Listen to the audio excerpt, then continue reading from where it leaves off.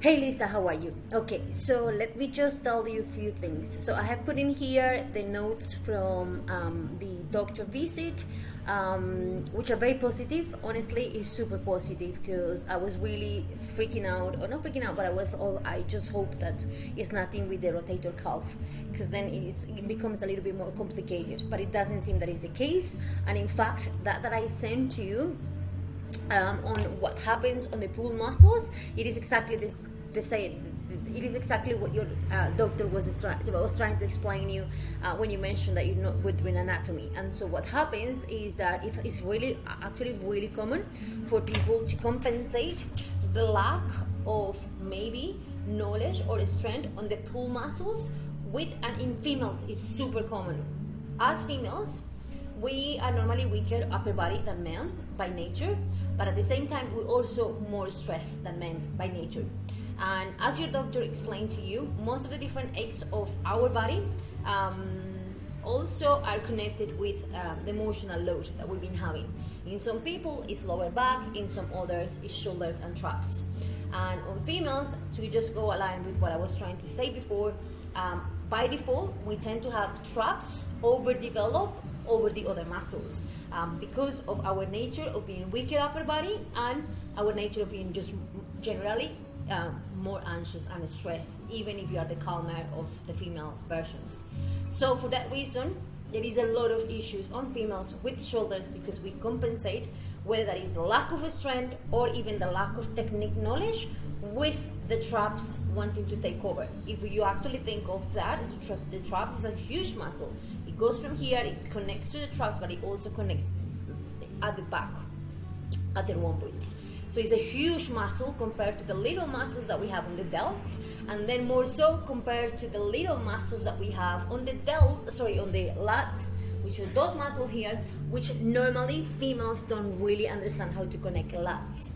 For that reason is that when someone says, I really want to achieve the pull-up sort of like work, I sometimes push back. I push back because although it's super cool to say I have one pull-up, I can pull myself up, it's super functional just in case something happened to you and then you have to pull yourself up. The problem to that is that ideally we should be progressing pull strength towards, in a way that it drives you towards getting your pull-up, but unfortunately with all the different goals that we have been having, your tennis, the strength work, and all the different aches that we have been facing, I do believe that maybe for a while we put a lot of stress on your scapular when doing those pull-ups, that we were perhaps not ready to be doing that work because we needed to spend more time on the actual pull work.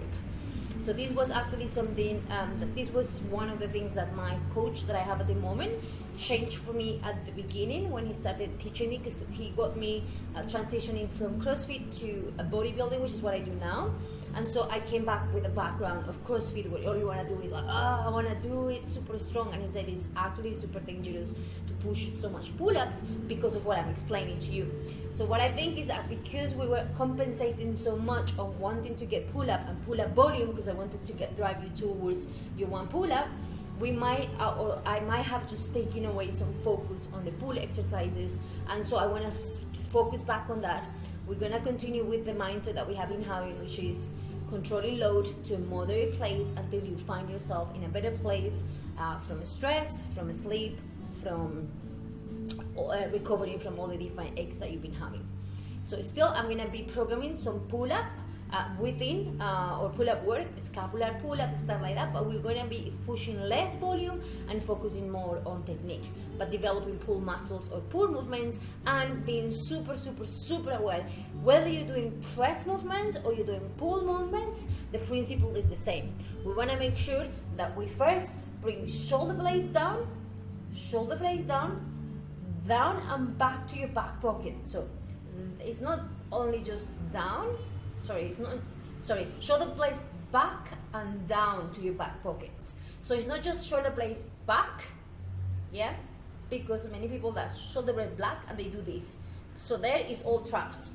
Shoulder blades back and down to your back pocket. And then whether we are doing lateral raises, whether we are doing shoulder press, Shoulder blades are always gonna go a bit down, back and down to your back pockets. So shoulder blades, if we're doing chest press, shoulder blades back and down to your back pockets, and then we are in good position. Chest up, always, always, always chest up, and think of your head being as far away from your shoulders throughout all the movements, push or pull. If we're gonna be doing lat pull down, same thing.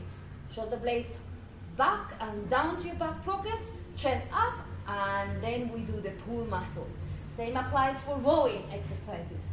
Shoulder blades back and down to your back pockets, and then from here we are good to go with the row exercises. Head as far away from your shoulders as possible. I'm going to be sending this to the group. Tanya also applies for these. Massively stressed, massively stressed, coming from a background of CrossFit where other muscles, the bigger muscles get developed, but the small muscles that we never target, they don't. So the body starts to overcompensate. So all muscles, all upper body muscles, we're gonna drop down the load, we're gonna focus back on technique, focus on building back up the load, but everything we do, whether it's push or pull, we wanna be focusing on shoulder blades, back and down to your back pocket, and then at chest up, whether it's that you're pulling, so you're bringing your chest up as you pull, or whether it's that you are pressing and you keep your chest up, so you don't want to be pressing like this. And your aim is to keep your shoulders as far away from your head as possible. Okay? I'm going to explain you the session for tomorrow. Bye-bye.